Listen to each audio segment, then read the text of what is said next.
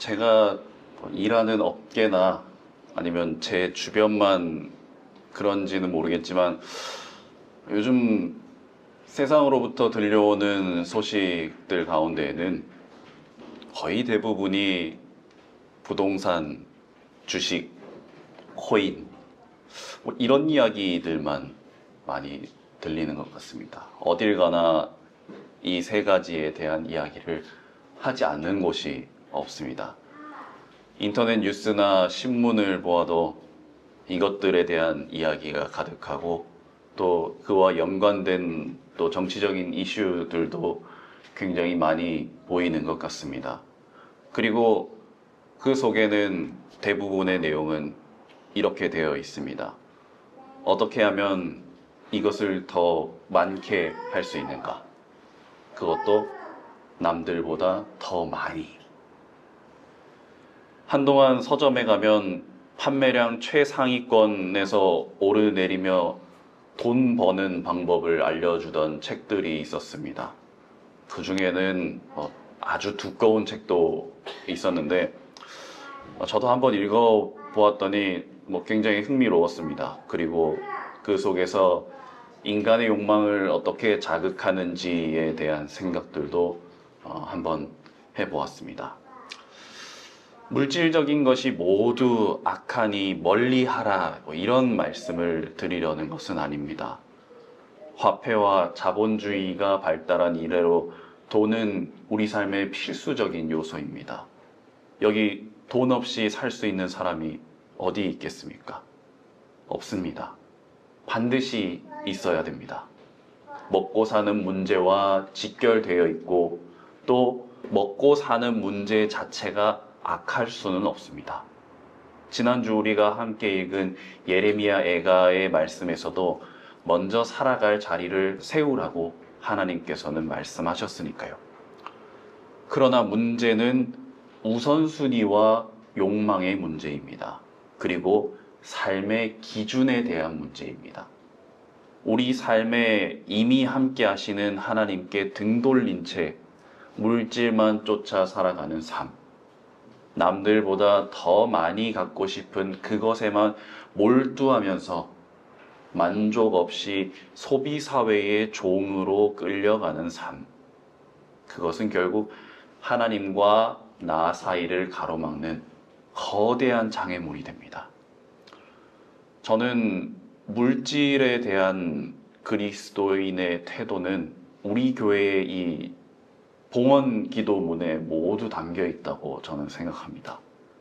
재물이 우리 삶을 통과할 때 어떻게 해야 되는지, 그리고 봉헌의 완성과 또 우리의 삶의 자리에 이르기까지 늘 저는 이 봉헌 기도문을 함께 읽을 때마다 이 기도문을 차근차근 곱씹으면서 또 일상 속에서도 이 기도문을 한 번씩 떠올려 보곤 합니다. 그리고 그것을 넘어서 과연 정말 우리 삶의 기준이 무엇이고 또 어떻게 살아가야 될지를 한 번쯤은 생각해 보기도 합니다.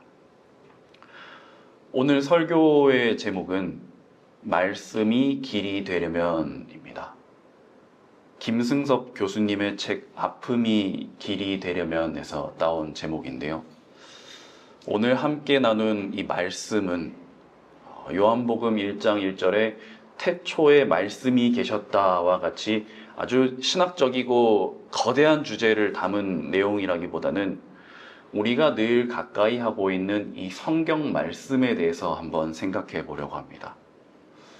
여러분들은 성경을 볼 때에 어떤 생각들이 좀 드십니까? 아마 교우님들께서도 비슷한 경험이 있으실 것 같은데 어렸을 때 저는 아주 그 보수적인 배경의 교회에서 자라서 성경책을 아주 귀중하게 모시곤 했습니다.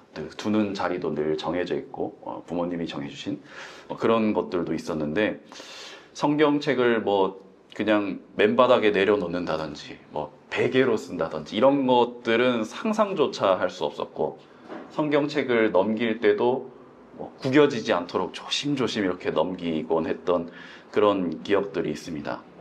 스마트폰이 발달된 요즘은 저희가 이렇게 실물 성경책을 잘 들고 다닐 일이 그렇게 많지는 않지만 어릴 때는 성경책을 들고 다닐 때는 아주 조심조심 뭐 그냥 맨손으로 들 때는 떨어뜨리지 않도록 조심한다든지 아니면 가방이 있을 때는 꼭 가방에 넣어서 다닌다든지 뭐 이런 경험들이 한 번씩 있습니다.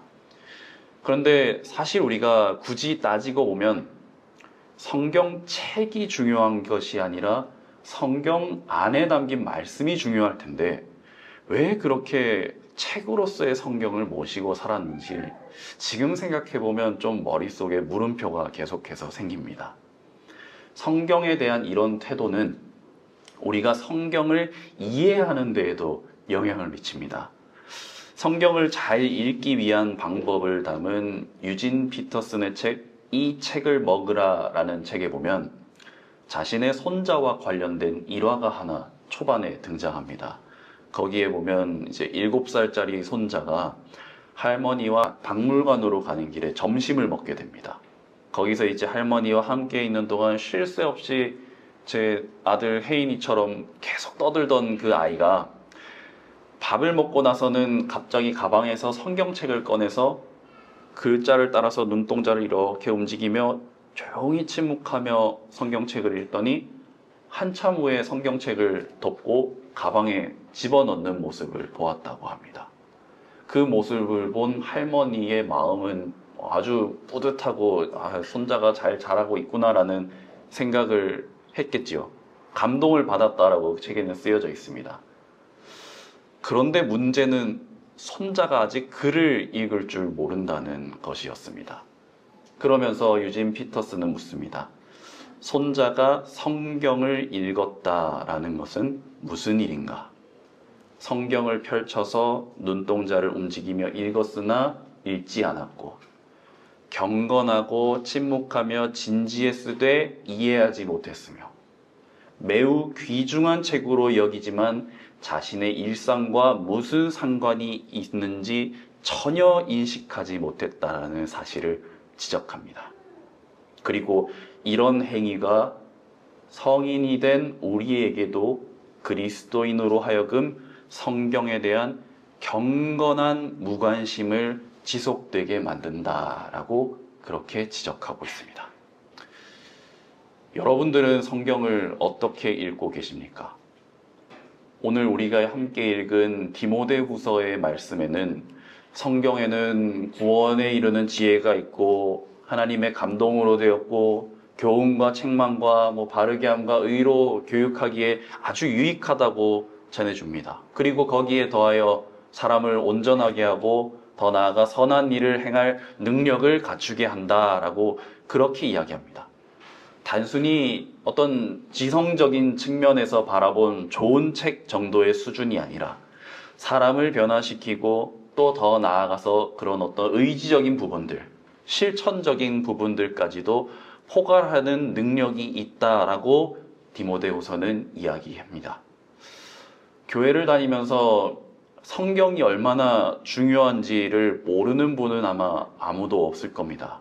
우리가 드리는 이 예배도 모두 성경을 근거로 구성이 됩니다. 이 설교부터 그렇고요. 그리고 오르간, 찬송, 기도, 우리 예배 처음부터 끝까지의 모든 예전들, 그리고 저 위에 오르다에서 이루어지는 모든 활동과 말씀들, 기도, 작은 나무 이야기까지 모든 구성들이 성경 말씀을 중심으로 통일성 있게 짜여져 있습니다. 제가 느끼기에는 그렇습니다. 그리고 이것에는 누군가의 취향이나 어떤 의도가 아니라 성경을 통한 성령의 운행하심이 그 안에 깊숙이 계획되어 있다고 저는 생각하고 그렇게 믿고 예배에 참여하고 있습니다. 그리고 예배뿐만 아니라 우리 교회는 다들 저보다 잘 아시겠지만 거룩한 독서라는 귀중한 교회 전통을 유지하고 있습니다. 독서, 기도, 묵상, 관상, 이 4가지 단계로 성경을 대면하고 또 성경의 계시가 오늘 나의 삶을 어떻게 형성하는지를 들여다보는 시간입니다. 아마 많이들 해보신 분들은 잘 아시겠지만 이것은 단순히 그냥 본문을 읽고 생각하는 것을 넘어서 내 삶과 본문을 하나하나 이어보기도 하고 또 내 삶을 한 발짝 뒤로 물러서서 말씀 앞에 놓아보기도 하는 그런 과정들입니다. 부끄럽게도 저는 육아나 이런저런 핑계로 아직 한 번도 우리 교회에서 진행되는 이 거룩한 독서 연습에 한 번도 참여해 본 적이 없지만 언젠가 저도 한번 참여할 수 있기를 바라고 있습니다. 이렇게 성경을 읽는 방법은 이것 말고도 너무나 다양하고 어느 누구만이 그것을 해석할 수 있는 권위가 있는 것은 아닙니다. 그런데 우리는 다양한 원인이 있겠지만 유독 성경을 어려워합니다. 용어나 지명이나 인명이 익숙하지 않거나 내용이 너무 복잡한 그런 문제를 떠나서 어쩌면 우리 마음속에는 이 두껍고 이 방대한 내용의 성경 자체를 누군가 이유식처럼 잘 요리해서 잘 떠먹여 주기를 원하는 것은 아닌지 그런 생각도 해봅니다. 그래서 우리는 자연스럽게 성경을 모셔두는 데에만 집중하게 됩니다. 물리적인 형태의 성경책도 그렇고 성경 말씀이나 그 성경 말씀과 우리를 이어주는 다양한 형태의 것들에도 그러합니다. 그런데 어릴 때 우리가 마음에 드는 옷이나 신발 같은 것을 사고 너무 좋아서 아끼려고 모셔만 둔 경험들이 다들 한 번쯤은 있으시지요. 그럴 때 어떻게 되었습니까? 작아져서 못 쓰게 되거나 계절이 바뀌거나 유행이 지나버리고 맙니다. 꼭 그렇게 모셔진 것들의 운명은 그렇게 좋지만은 않습니다. 성경이나 하나님에 대해서도 마찬가지입니다. 성경이 우리가 모셔두어야 할 만큼 약한 것일까요? 아닙니다. 약한 것은 성경을 얇게 만들기 위해 만든 종이일 뿐입니다. 하나님의 우리가 아끼고 모셔두어야 할 만큼 연약한 분이신가요? 절대 그렇지 않습니다. 그리고 성경은 그런 교의적인 어떤 권위에 의해서만 해석의 정당성이 확보되는 그런 책이 아닙니다. 설교자의 해석이나 어떤 권위 있는 사람의 해석에서만 고정된 의미를 지닌 책이 아니라는 말씀입니다. 오히려 그런 시도들은 성경을 그저 단순히 1차적인 질문과 대답, 그리고 어떤 교리적인 공식, 형식, 이런 것들로 환원시켜버려서 성경을 그저 죽은 텍스트로 만들어버립니다. 화석처럼 만들어버립니다. 그래서 우리가 성경을 읽을 때에는 하나님으로부터 오는 계시로서의 말씀과 그리고 그에 대한 우리 한 사람 한 사람의 응답이 함께 같이 반드시 가야 합니다. 그리고 나아가서 그것이 삶이 될 수 있어야 합니다. 사실 이 기독교 신앙은 필연적으로 외부로부터 근거와 권위를 갖습니다. 하지만 그것은 다시 말하면 나 자신 스스로부터 오는 것이 아니라 하나님으로부터 다가오는 구원을 전제로 합니다. 자기 절대적이고 자기 중심적인 신앙의 형태를 인정하지는 않습니다. 기독교 신앙은 그래서 나를 기준으로 두고 부단한 자기 수양을 통해서 도를 깨닫는 그런 차원의 문제가 아닙니다. 그러나 그렇다고 해서 하나님을 먼저 전제한다는 사실이 수동적인 신앙 형태만을 이야기하지는 않습니다. 성경 읽기도 마찬가지입니다. 1차적으로는 하나님으로부터 주어진 말씀을 우리가 잘 읽고 이것을 해석해야 하지만 그 이후는 우리의 몫입니다. 말씀을 소화 흡수시키고 그것으로부터 에너지를 얻어서 하루하루를 살아가는 것은 어쩌면 우리의 의지적인 문제일지도 모르겠습니다. 그렇기 때문에 우리는 성경을 바라볼 때에 이러한 역동성을 항상 염두에 두어야 됩니다. 설교도 그렇습니다.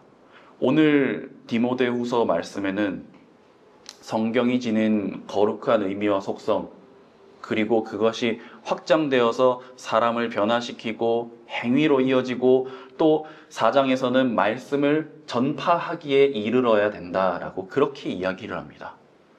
그런데 오늘 디모데후서에서 말하는 말씀의 전파가 꼭 교회 밖 밖에 있는 사람들만 의미하지는 않지 않을까라는 생각이 들었습니다. 이번 주 성서 일과 말씀을 쭉 묵상해 보니 우리가 함께 보내고 있는 이 9월, 10월, 11월이 정말 새롭게 보였습니다. 전도사님과 교회음악가님을 중심으로 준비되었던 9월의 기후위기 예배와 또 설교, 그리고 교인인 저와 함께 나누는 이 10월의 예배와 설교, 그리고 공동 설교를 통해서 준비될 10월의 예배와 설교까지, 이 모든 9월부터 이어지는 과정들이 어쩌면 그동안 우리가 말씀을 대해왔던 태도의 변화를 이끌어오지 않을까, 이런 생각과 기대가 들었습니다. 그동안 성경의 의미를 누가 대신 해석해 주듯이 수직적으로만 받아들였던 그런 경건한 무관심을 탈피하고 우리 교회와 교우님들이 진정으로 말씀 앞에 서게 되고 또 그것을 연습하는 시간이 되겠구나, 이런 생각이 들었습니다. 그러나 말씀을 소화시키는 것은 늘 어렵습니다. 그것은 목사인 저에게도 참 늘 어렵고 고민이 되는 일인데요. 그런데 이것은 단순히 이해의 문제를 늘 넘어섭니다. 요한계시록 10장 9절에 보면 요한이 천사로부터 말씀이 적힌 두루마리를 받아서 먹습니다. 성경을 먹는 겁니다. 그런데 그것이 입에서는 달았지만 배에서는 썼다라고 이야기를 합니다.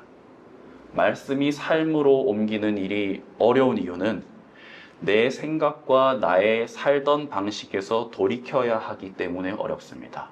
그냥 읽는 것에 그치는 것은 입에서 달 수가 있습니다. 좋은 말씀을 읽으면 누구나 기분이 좋지 않겠습니까?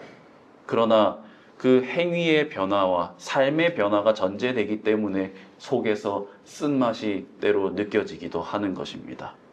그런데 우리가 그렇게 읽지 않으면 예수님의 말씀을 들은 부자 청년의 반응처럼 말씀 앞에서 섰다가 근심하며 뒤돌아서 돌아갈 수밖에 없습니다. 그래서 이 말씀을 읽는 일은 늘 쉬운 일이 아닙니다. 누구에게나 마찬가지입니다. 목회자인 저나 오늘 이 자리에 함께한 우리 모두 한 명 한 명에게 다 동일합니다. 심지어 그 길은 명확한 길도 아닙니다. 밝은 대로도 아닙니다. 이게 길인지 아닌지조차 흐릿한 길을 더듬더듬 걸어가야 될 수도 있습니다. 때로는 길이 아닌 곳에 들어서서 방황하다가 우연히 다시 길을 만나 걷게 될 수도 있습니다. 그럼에도 우리가 그 길을 걸을 수 있는 까닭은 우리의 소망을 하나님께 두기 때문입니다. 그리고 그런 이들을 위해서 오늘 누가복음 말씀에서 예수님께서는 항상 하나님을 찾으라 라고 말씀하시며 당신을 찾는 이들에게 반드시 내가 말씀하겠다, 응답하겠다 라고 말씀하십니다. 그리고 하나님께서 과연 그런 믿음을 보실 수 있으실지에 대해서 우리에게 되묻고 계십니다. 성경을 윤리적인 교훈을 위한 목적으로 읽는 사람과 그리스도인의 차이점이 이 지점에서 발생합니다. 우리는 모든 삶의 기준을 하나님의 뜻에 맞춰가는 사람들입니다. 그리고 우리를 향한 성령님의 부르심에 늘 응답하려 애써야 하는 사람들입니다. 그런 우리에게 성경은 단순히 윤리적인 지침, 잘 살아야 한다는 그런 말씀을 넘어서서 하나님과의 관계성을 통해서 삶을 세워가는 기준이 되어야 합니다. 이것은 우리에게 다른 어떤 것으로 대체할 수 있는 자리가 아닙니다. 물질이 할 수 있는 것도 아니고 사람이 될 수도 없는 그런 지점입니다. 말씀의 길을 함께 걸어가시는 숲가족 여러분, 우리 모두는 하나님께서 부르신 말씀의 길 위에 서 있습니다. 그렇다면 말씀이 길이 된다는 것은 무엇이고 말씀은 어떻게 길이 될 수 있을까요? 길이라는 말에는 두 가지 뜻이 있습니다. 먼저는 우리가 아는 어떤 이동 경로로서의 길과 또 다른 하나는 우리가 어떤 문제에 대한 길이 있다라고 할 때에 이 길은 해결책을 이야기합니다. 그래서 말씀이 길이 된다는 것은 우리가 말씀이라는 이 길고 복잡한 길을 따라 걸어가는 순례자라는 의미도 되고, 또 다른 하나는 말씀이 우리의 삶의 해결책이나 방향을 제시해주는 그런 기준이 된다라는 말이기도 합니다. 우리의 삶의 기준이 말씀이 되기를 바랍니다. 주님께 끊임없이 간구하면서 내게 주시는 말씀을 들어 그것으로 살아가기를 바랍니다. 하나님의 말씀은 나와 무관하거나 활자 속에 갇혀 있거나 저 멀리 계신 것이 아니라 지금 이곳 우리 삶 가운데에 계십니다. 하나님께서는 오늘도 우리 간구에 말씀으로 응답하고 계십니다. 그 방법은 매우 다양할 수 있습니다. 때로 우리가 다 알지 못한 것일 수도 있습니다. 그러나 하나님께서는 그 불확실한 길 위로 우리를 초대하십니다. 그리고 그 불확실한 길 위에서 가장 확실한 당신의 말씀으로 삶의 기준을 두라고 말씀하고 계십니다. 그런데 그것은 나만을 위한 것이 아닙니다. 나와 내 주변의 이웃들과 함께 나누는 길입니다. 그리고 우리 주님께서는 오늘도 그 길을 십자가를 지고 묵묵히 걸어가고 계십니다. 기도하겠습니다. 하나님, 성경을 읽을 때에 늘 주님을 찾고 주님의 음성을 듣게 하시고 그 응답에 귀 기울여 변화된 삶으로 이어지게 하시고 또 그 말씀을 전파할 수 있는 사람들로 살아가는 저희 모두가 되게 하옵소서. 예수님의 이름으로 기도드립니다. 아멘.